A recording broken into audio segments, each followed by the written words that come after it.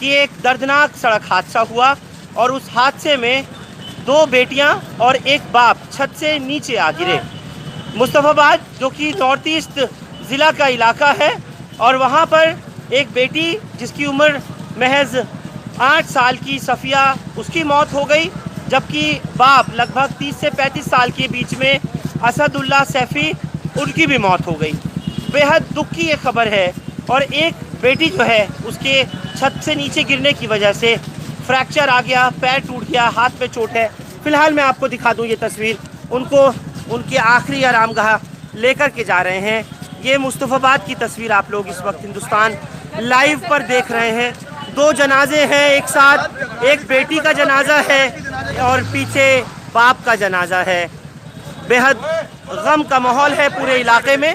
ये आप उत्तर पूर्वी दिल्ली के मुस्तफ़ाबाद की लाइव तस्वीर इस वक्त अपने स्क्रीन पर देख पा रहे हैं।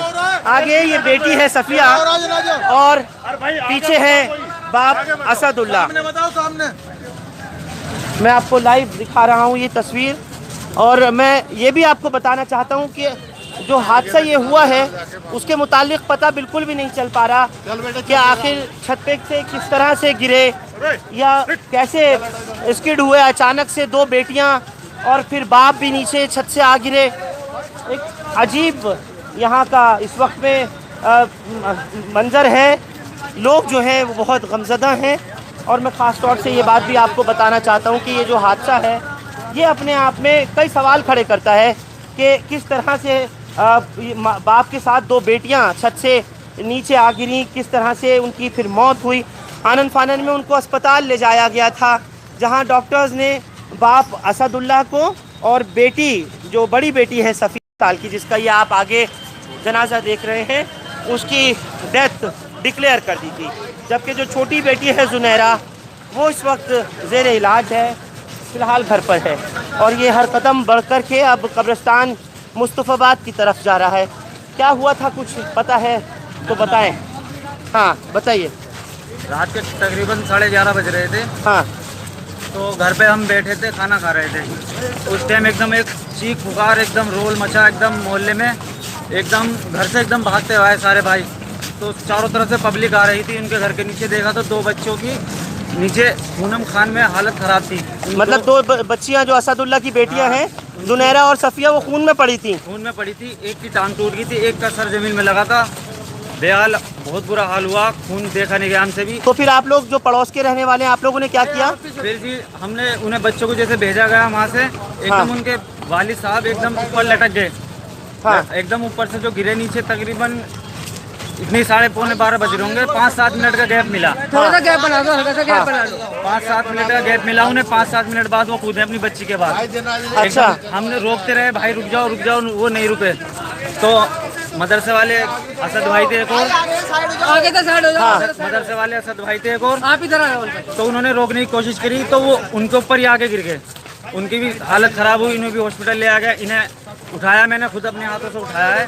हाँ। खून में लथपथ थे, देखा नहीं गया। रात भर नींद भी नहीं आई गई इसी वजह से। हाँ। बहुत बुरा हाल हुआ रात। अच्छा, बच्चियां जो थी वो मौके पर उस वक्त सांस ले रही थी जब ये 3री मंजिल की छत से गिरे? एक सांस ले रही थी। हाँ, एक सांस ले रही थी। वो तो बात कर दी गई ऑटो में।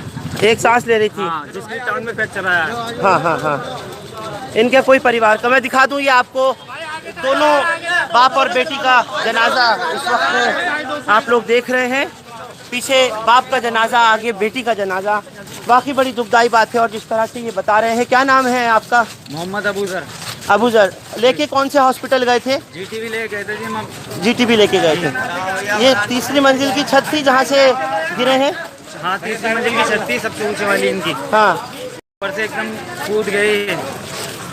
कुछ समझ में आया क्या वजह थी? हमारे खुद समझ में नहीं आया। मोहल्ले पड़ोस वालों को हम खुद हैरान हो गए। पहले 2 बच्ची, 5 मिनट बाद खुद वालिद साहब गिरे। समझ में नहीं आया जरा। एक बच्चा और है?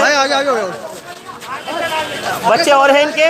नहीं, 2 ही बच्चे इनके। 2 बेटियां। ये मैं दिखा दूं आपको। बाकी पूरा इलाका जो है वो बहुत गमज़दा है। लोग दुख में हैं कि आखिर ये किस तरह से ये हादसा हुआ, किस तरह से हुआ, क्या हुआ, कोई समझ नहीं पा रहा। हालांकि पोस्टमार्टम के बाद में आज जो बेटी की डेड बॉडी है वो बाप के साथ पोस्टमार्टम करने के बाद घर वालों के सुपुर्द की गई और अब से थोड़ी ही देर में इन्हें सुपुर्द खा किया जाएगा मुस्तफ़ाबाद के कब्रिस्तान के अंदर।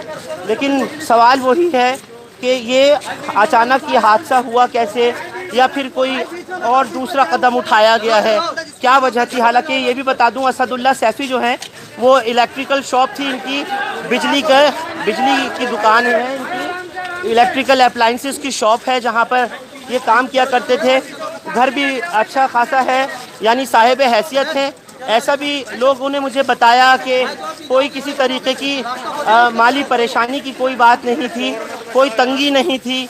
लेकिन फिर क्या वजह है कि अचानक हंसता खेलता परिवार इस तरह से उजड़ गया और असदुल्ला दुनिया से चले गए और साथ में उनकी बेटी बड़ी सफ़िया वो भी गुजर गई। जुनैरा जो छोटी बेटी है, जैसे मैं आपको बता रहा हूँ, वो फ़िलहाल अभी ज़ेरे इलाज है, उसके भी फ्रैक्चर आया है और तकलीफ़ में है वो बच्ची भी। अब ये तो यही जान सकते हैं कि आखिर घर वाले ही बता पाएंगे कि इसकी वजह क्या थी, ये कदम उठाया गया या हादसे के तौर पर हुआ या सुसाइड था। ये तमाम जांच का भी विषय है।